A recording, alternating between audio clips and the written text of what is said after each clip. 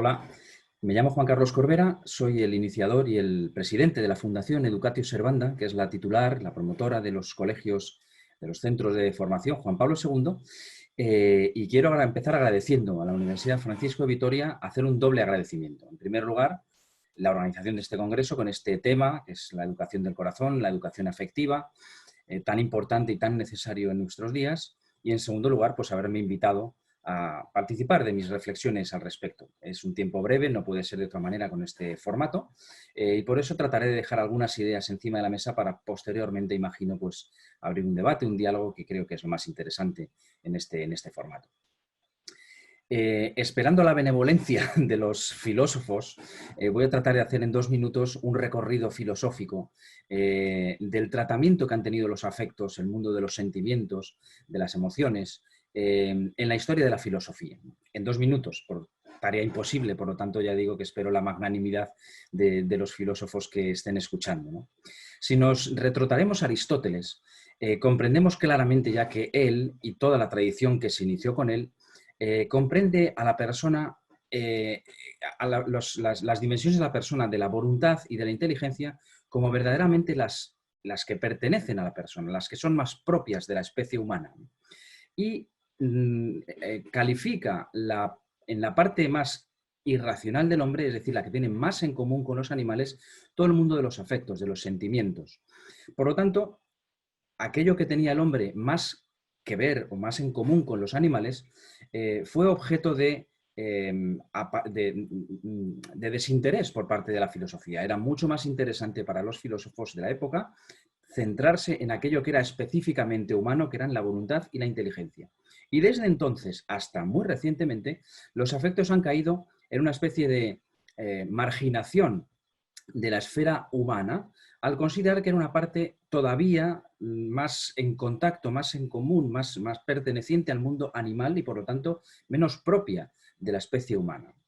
Es verdad que San Agustín, un poquito después, le dio a los afectos y al corazón la importancia que realmente tienen, y continuó después San Buenaventura y algunos otros, pero este intento fue insuficiente para levantar, digamos, toda la tradición que con Aristóteles y después también con Tomás, con muchísimos más matices que no hay tiempo de señalar, dieron a los afectos. El mundo de la inteligencia, el mundo de la voluntad, se consideraba el mundo verdaderamente propio de los humanos, y los sentimientos eran aquellas pasiones, aquellas partes más bajas, en el sentido más peyorativo de la persona, que debían ser gobernadas, dominadas, incluso a veces subyugadas por las partes más elevadas de la persona, que eran la inteligencia y la voluntad. Si uno tenía un sentimiento, tenía que ser rápidamente gobernado hasta el punto de la subyugación, de la anulación, de la amputación de esos sentimientos, porque no formaban parte de la parte más elevada, más espiritual de la persona. Y el problema fundamental de esta visión, que insisto, es resumida en 1 minuto y por lo tanto muy imperfecta, pero me apoyaré en esta imagen para desarrollar después, el problema fundamental de la tradición aristotélico-tomista es que se han considerado los sentimientos como que el núcleo fundamental de los sentimientos y lo que los provoca es la afectividad. Y hasta que no aparece el mundo de la subjetividad en la filosofía, desde Descartes en adelante, no se han ubicado los sentimientos en la subjetividad de la persona. Es decir, considerar que los sentimientos, las pasiones, las emociones, pertenecían al mundo de las tendencias, que era el mundo que nos unía más a la parte animal, descentró, a mi juicio, y al juicio de toda la filosofía actual, personalista y muchas otras, descentró esta visión integradora de los afectos en la persona. Von Hildebrand, mucho más reciente, dice que en esta tradición aristotélico-tomista se han enfocado los afectos como realidades en sí mismas, desconectadas del objeto que las causa. Voy a leer un texto de él que me parece muy significativo, ¿no? Y muy ilustrativo, de esta desconexión entre el afecto y el elemento que causa el afecto. Dice así con respecto a Dios, un ejemplo sobre la figura de Dios. Dice: tan pronto como alguien deja de lado la existencia de Dios y considera a Dios un mero postulado para gozar, para deleitarse de los sentimientos religiosos, o bien un mito indispensable para dar respuesta a la necesidad religiosa del hombre, las respuestas religiosas pierden su significado real y quedan privadas de toda sustancia. Efectivamente, cuando hay una desconexión entre el objeto que causa una experiencia afectiva y la propia experiencia afectiva, no se entiende tal experiencia y, por lo tanto, se considera como algo propio de los instintos, propio más de los animales que de las personas. El interés de la aparición de la subjetividad, que por otro lado ha traído consecuencias nefastas para la persona, ha sido precisamente poner en valor todo el mundo interior de la persona, también en lo que tiene que ver con los afectos. No confundamos la subjetividad de la persona con el subjetivismo. Voy a defender claramente la subjetividad de la persona, el mundo interior, perdón, afectivo de la persona, con el subjetivismo, que es cosa bien distinta y que es una desconexión de la realidad que provoca situaciones tan hilarantes como que aquello que yo siento es necesariamente lo verdadero. Esto es el subjetivismo y todas sus variantes, que hay muchas, y la subjetividad es una vivencia interior de la parte más propia, más íntima de la persona, sin desconexión con la realidad que vive. Juan Pablo II, que aparte de un santo y un magnífico papa, fue un gran filósofo del siglo XX, dijo que es objetivo que el hombre es subjetivo. Es decir, que hay un mundo interior de la persona en lo que se refiere a sus afectos, a sus sentimientos, que no puede ser olvidado ni tenido ni considerado como una parte menos humana que la inteligencia y la voluntad. Voy a ayudarme de un gráfico, espero que funcione, para avanzar un poco más en nuestra exposición, exponiendo un esquema clásico de la persona. Vemos aquí, como decía antes, estas 4 partes, digamos, si podemos diseccionar la persona en partes para una cuestión de análisis pedagógico, porque desde luego la persona es un continuum permanente, no se puede disgregar, ¿no? Pero vemos ahí un poco la tradición clásica, la separación entre el cuerpo y el alma, que corresponde a lo más espiritual que hacían los clásicos, y en la parte del conocimiento, de la inteligencia, y la parte más de los dinamismos, de las tendencias, de la voluntad de la persona. Este sería el esquema clásico aristotélico de cuerpo y alma, voluntad, inteligencia. Un poco más adelante se completa un poco más este análisis. Por lo tanto, en la parte corporal, en la parte más física, tenemos en la nivel de la inteligencia, los sentidos, la comprensión en el nivel más elevado, la afectividad corporal en los dinamismos y la voluntad en la parte más elevada de la persona. Una acotación previa, y es que cuando hablamos aquí de campo espiritual no nos referimos al campo religioso, aunque lo incluye. Nos referimos a la parte más elevada de la persona, aquella que le hace más humana, más específicamente persona. Los sentimientos religiosos, desde luego, están ahí, pero no solo. Por ejemplo, el arrebato que puede sentir alguien cuando escucha una pieza de música. Esta sensación de estar arrebatado por la música es una sensación en el nivel espiritual de la persona. A esto me refiero con espiritualidad y con nivel espiritual. Un poco más adelante se ha parecido conveniente señalar una tercera dimensión de la persona que se sitúa a medias entre el cuerpo y entre el espíritu, entre la parte más física, más corporal, y la parte más espiritual, más elevada de la persona. Y es la parte intermedia, la parte psíquica, que en el conocimiento aparecen la memoria, la imaginación, que son procesos que son físicos, pero que ya empiezan a apuntar a una situación más elevada de la persona, que desde luego comparten ya cada vez menos con el mundo animal. Y en la parte de los dinamismos pues aparecen todas las tendencias y todos los deseos. Como decía antes, con la aparición de la subjetividad, aparece, por fin, como un centro desconectado, o por lo menos no subordinado, al mundo del conocimiento, de la inteligencia y de la voluntad, todo el mundo de los afectos, de los sentimientos. Y por lo tanto, en el nivel más físico tenemos los sentimientos corporales, las pasiones y las emociones en un nivel un poco más elevado, y por último, los sentimientos más íntimos, más profundos de la persona, en el nivel espiritual. Por lo tanto, es importante destacar que es bastante reciente que aparezcan estos tres centros y no solo dos, como era en el mundo más clásico de la inteligencia y de la voluntad, y además ya la voluntad ligado más a la característica, a la dimensión de la libertad, aparece también el corazón como otro nuevo centro espiritual de la persona. Y esto es muy importante y me tendré 2 minutos aquí. La inteligencia, la voluntad, libertad y el corazón aparecen ya en el análisis de la persona, en el análisis antropológico más actual, como los tres centros espirituales de la persona. Y además casi los podemos ubicar físicamente en la persona. Y por lo tanto, a partir de aquí, todo el mundo de los afectos se han puesto de relieve y han puesto toda su importancia y toda su necesidad de integración con los otros dos, con el mundo de la inteligencia y de la voluntad. Si avanzamos un poco más, aquí vemos otra vez la separación de, digamos, esta parte, este nivel afectivo, este centro espiritual de la afectividad. Entendemos aquí que estos sentimientos corporales, estas pasiones, estas emociones y estos sentimientos más íntimos, si le damos un poquito más de forma, podemos encontrar ahí, pues en los corporales, cuando el dolor, el placer, cuando tengo cuando me doy un golpe y tengo una sensación de dolor, ¿no? Porque el sentimiento, mis sentidos me han dicho, aquí me duele. Y por lo tanto es un sentimiento más actual, que tiene que ver con el efecto que los causa.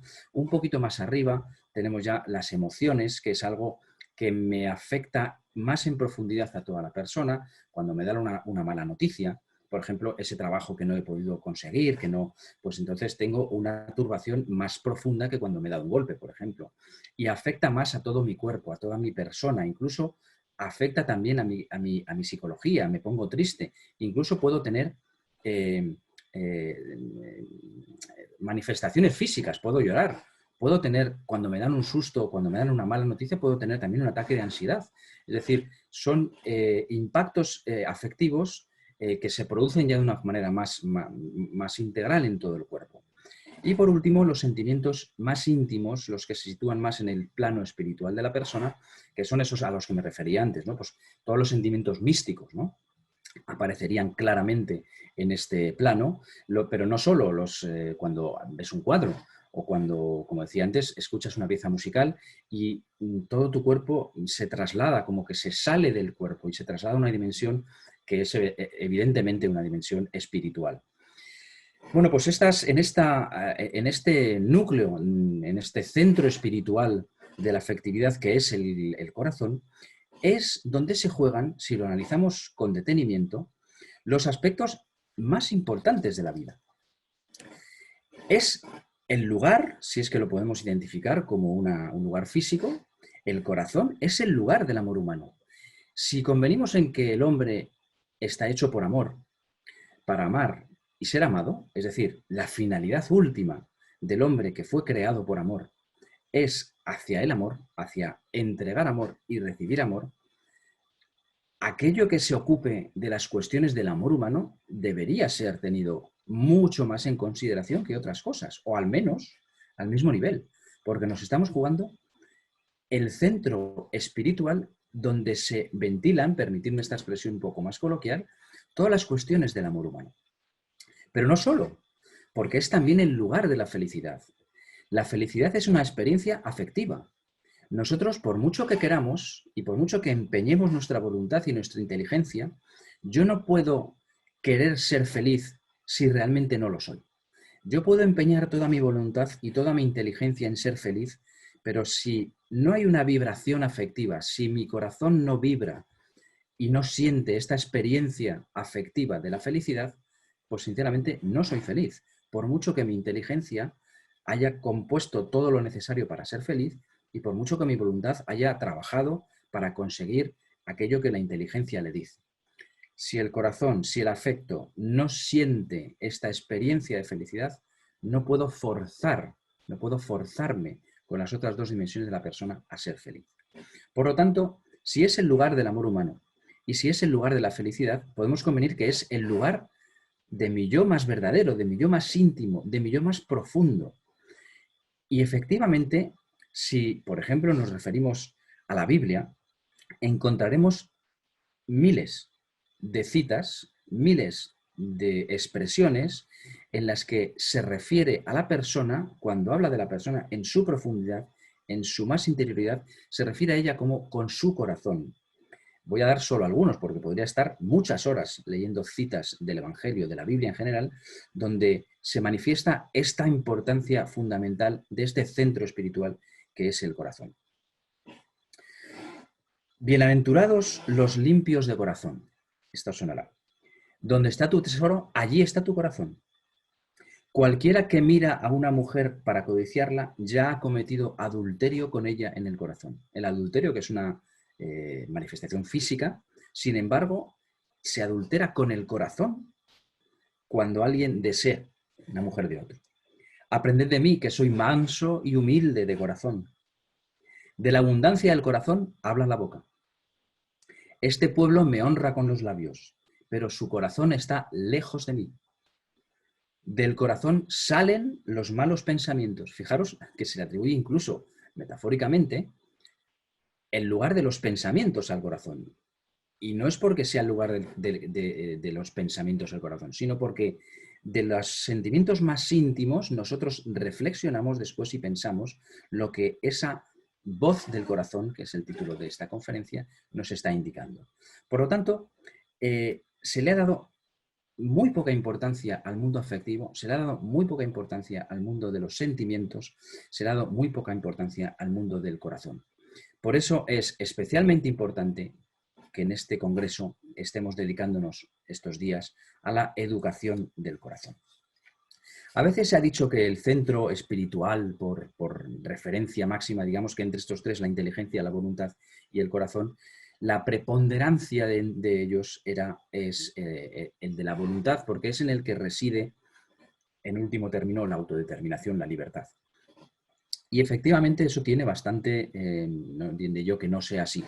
Pero al menos yo pondría en debate esta afirmación, porque hay algunos aspectos y en algunos temas específicos y concretos en los que no parece ser así. Yo, por ejemplo, puedo forzar mis sentimientos en cierta manera. Yo puedo, por ejemplo, decir, bueno, este ejemplo típico, ¿no? De la madre o del padre que tiene un hijo ya en edad pues, de tener novia y novio, y dice, oye, pero mira, esa chica, ese chico tan majo, que fíjate qué educado es, que fíjate la carrera que tiene, pero bueno, no, pero lo mono o lo mona que es, pero bueno, ¿no te gusta? Y el niño, pues es que no me gusta. Pero bueno, si es que nuestra inteligencia nos está diciendo que es lo mejor para ti. Y a veces nos puede pasar a nosotros mismos. Vemos a una persona, en este caso, ¿no? Pues una mujer, un hombre. Fíjate que es que con nuestra inteligencia, con nuestro razonamiento, comprendemos que una persona buena, que es una persona que tiene, en fin, que es un bien para nosotros. Y movemos a la voluntad para conocer a esa persona. Y la conocemos, si es recíproca la voluntad de la otra o del otro, pero no surge el amor. No podemos forzar al amor. El amor, el corazón, no se somete fácilmente o siempre a nuestra inteligencia y a nuestra voluntad. Si no hay una experiencia afectiva de amor, por mucho que la inteligencia o por mucho que la voluntad quiera que se produzca esa experiencia, puede no producirse. Evidentemente, si no conozco a la chica, no va a surgir nunca el amor. Pero si la conozco, puede no surgir el amor. Pero es que también puede ocurrir en el sentido contrario. Yo resulta que no me he hecho ningún planteamiento, ningún razonamiento para conocer a alguien y, sin embargo, surge el amor con una persona que incluso a veces, racionalmente, no nos convendría. Y puede ocurrir. Podemos enamorarnos de una persona que racionalmente, bueno, es que esta persona no me conviene. Y, sin embargo, ha surgido el amor. Es decir, el amor, la manifestación sentimental del amor, este nivel de la afectividad más elevada de la persona, no está siempre sometida a los criterios de los otros dos centros espirituales, que son la inteligencia y la voluntad. Por lo tanto, si tenemos esto en cuenta, tendremos que corregir, tenemos que concluir que hay una voz del corazón que informa a los otros dos centros espirituales. que en ocasiones es al revés, que en ocasiones son los otros dos centros espirituales los que informan al corazón y pueden llegar a moverlo. Pero no siempre ocurre así. Por lo tanto, si damos por buena esta teoría, tendríamos que reconocer que hay una voz íntima que habla desde el corazón, que puede ser reconocida como la voz más profunda de la persona y desde luego desde un punto de vista religioso, desde un punto de vista de la fe, se identifica con la voz de Dios. Dios nos habla al corazón, no nos habla a la inteligencia, no nos habla a la voluntad.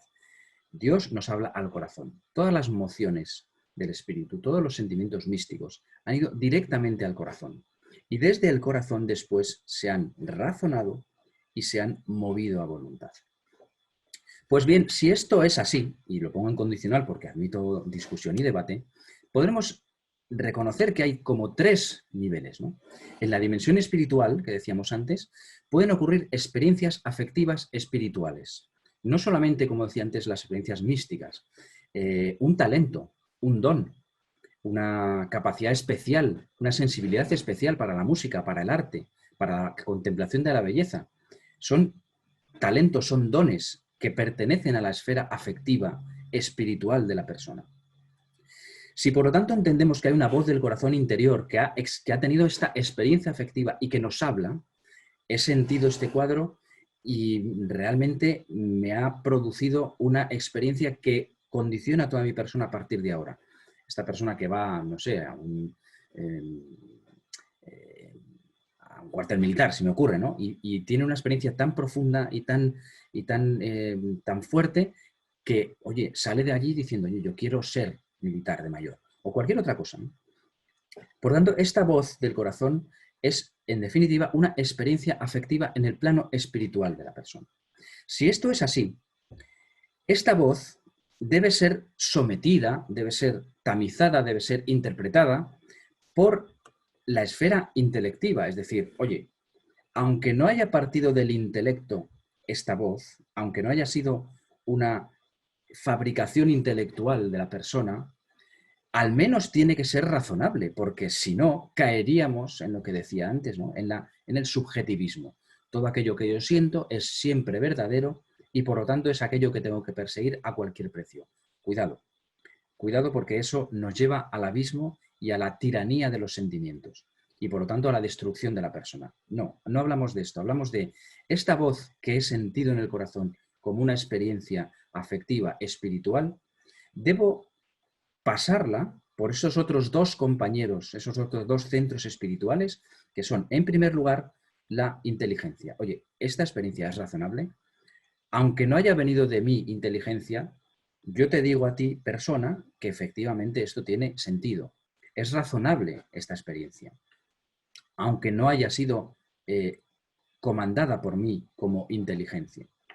Y después, solo después, asumimos consciente y libremente esta experiencia afectiva como algo propio. Esto von Hildebrand lo llamaba la libertad cooperativa, porque aquí en la voluntad interviene, como decía antes, la libertad de la persona. Cuando asumimos conscientemente y libremente esta experiencia afectiva como algo razonable y por lo tanto estoy dispuesto a mover toda mi voluntad para alinear a toda mi persona en razón a esta experiencia afectiva, a esto lo llama von Hildebrand la libertad cooperativa. Y claro, esto es muy importante porque de esta suma, de esta cascada de, si queréis, de tamices, aparece en la unión de todas ellas, donde ya la persona está totalmente comprometida, un concepto que es absolutamente necesario de comprender, la autodonación completa. Lo que decía antes, cuando la inteligencia empieza a maquinar y empieza a mover la voluntad sobre algo que a nosotros, a nuestro mundo del razonamiento, nos parece bueno para nosotros, puede ser verdaderamente bueno, pero no estamos totalmente seguros, hay que hacer un discernimiento, de que no sean cuestiones que sean más, que respondan más a una dimensión natural de la persona, a una dimensión terrenal de la persona, por intereses, por vanidad, por orgullo, y una serie de tendencias o de afectos desordenados que nos pueden hacer caer y nos puedan engañar incluso a nosotros de que lo que estamos pensando es algo que proviene, entre comillas, de fuera de nosotros. La autodonación completa se da cuando escuchamos una voz del corazón que no ha sido forzada por nuestra inteligencia y por nuestra voluntad, y por lo tanto estamos escuchando una voz que viene de fuera de nosotros, que a través de nuestro corazón nos habla, esa voz del corazón, y una vez que la asumimos, que la razonamos y que la asumimos libremente, es cuando se produce la autodonación completa, porque es una donación de la persona a esta experiencia, a esta idea, a esta vocación, lo que corresponda, que no ha sido fabricada, entre comillas, artificialmente por nosotros, sino que nuestra persona se alinea, se pone detrás, se ordena a esta experiencia que es exterior a nosotros, que nos ha hablado directamente al corazón y que todo nuestro cuerpo se pone en relación, después del discernimiento necesario, como he dicho antes, se pone en relación a ella para entregarse a esa voz del corazón. Estamos hablando, por supuesto, de los grados máximos, de las vocaciones, de los sentimientos más profundos que son capaces, por su peso, por su carga moral, de mover a toda una persona a una vida específica, ¿no? Esta autodonación completa es sinónimo matemático de la felicidad, que también, como decíamos antes, se da en el corazón de la persona. ¿Y por qué? Porque lo que está haciendo aquí la persona es responder a una vocación, a una llamada exterior que recibe, que reconoce en su afectividad más íntima, en su corazón, que la razona, que la discierne y que la abraza como suya. Desde el punto de vista de la fe, estaríamos respondiendo a la vocación más íntima, a la razón más íntima de nuestra creación, aquello que el Señor ha inscrito en nuestro corazón y que aparece en un momento concreto de nuestra vida. Por eso es tan importante educar a nuestros hijos, educar a nuestros alumnos en la identificación correcta de estas experiencias más íntimas, más profundas,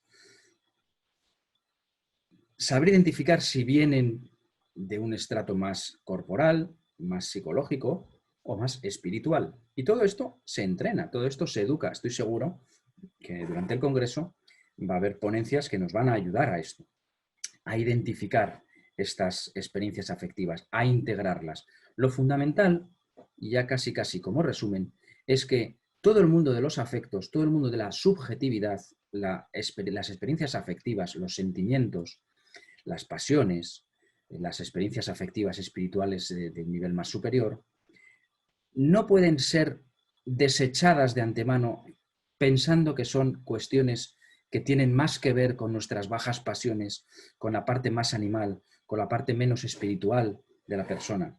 Porque precisamente estamos viendo que es en el corazón, es en el afecto, donde esa voz del corazón nos puede estar hablando precisamente de la parte más espiritual de la persona, que no necesariamente tienen que estar en la inteligencia y en la voluntad. Por lo tanto, lo fundamental es que sepamos integrar, esta palabra es fundamental, nuestros afectos con nuestra inteligencia y con nuestra voluntad. Juan Pablo II, en su tratamiento antropológico, lo que dice es que cuando la persona es capaz de alinear estas tres dimensiones, la persona se integra. Este concepto de integración es la persona se reconstruye. Fruto del pecado original, pues hay una disgregación, hay una descomposición de la persona que durante la vida tiene que tratar, en la medida de lo posible, de reconstruir su naturaleza rota, su naturaleza caída por el pecado. Y por lo tanto, Juan Pablo II dice que cuando estas tres dimensiones, la afectiva, la volitiva y la intelectiva, se alinean, se ponen de acuerdo para llevar una acción, es cuando la persona se integra.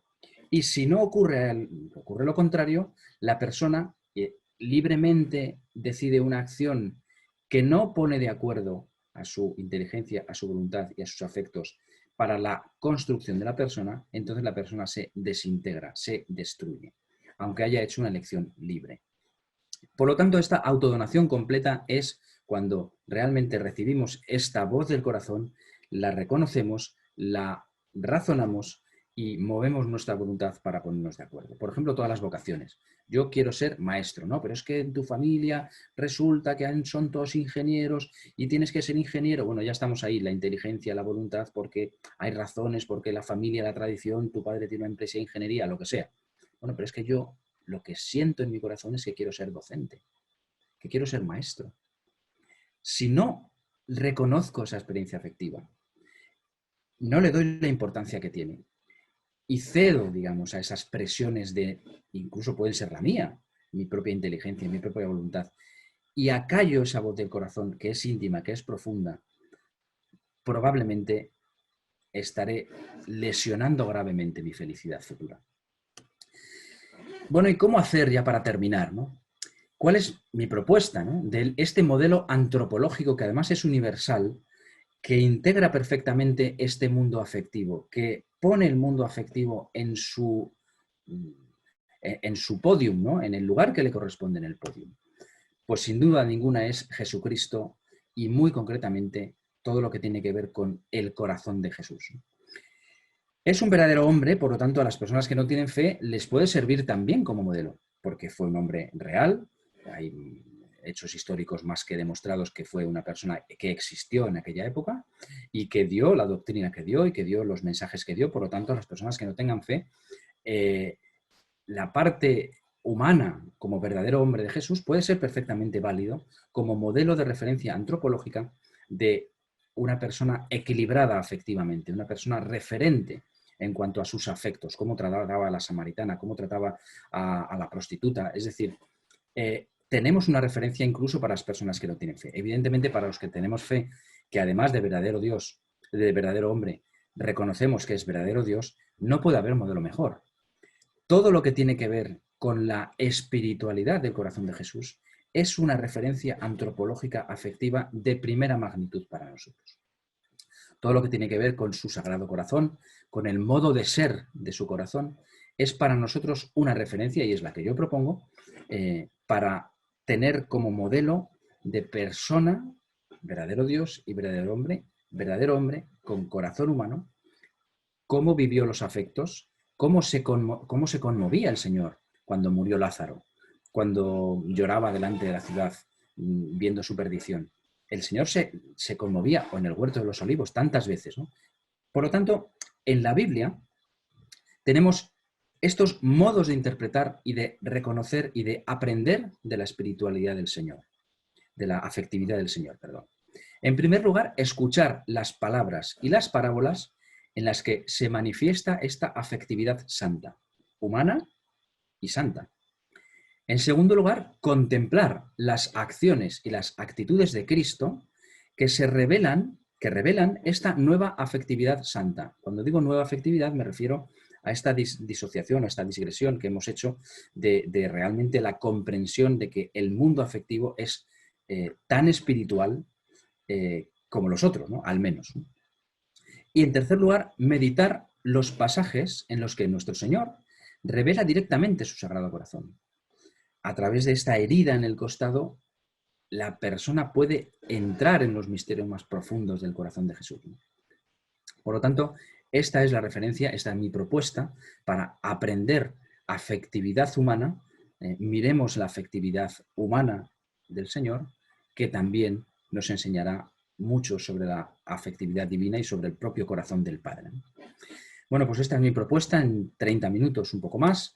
Me despido con una frase de Juan Pablo II, no podía ser de otra manera, tratándose pues, de nuestros centros, es nuestra referencia fundamental, como bien sabéis, y dice lo siguiente: junto al corazón de Cristo, el corazón del hombre aprende a conocer el sentido verdadero y único de su vida y de su destino. Así, sobre las ruinas acumuladas por el odio y la violencia, se podrá construir la tan deseada civilización del amor, que no es otra cosa que el reino del corazón de Cristo. educar afectivamente a nuestros alumnos, a nuestros hijos, conforme al corazón de Jesús, es la mejor manera de construir la civilización del amor. Muchas gracias por esta atención.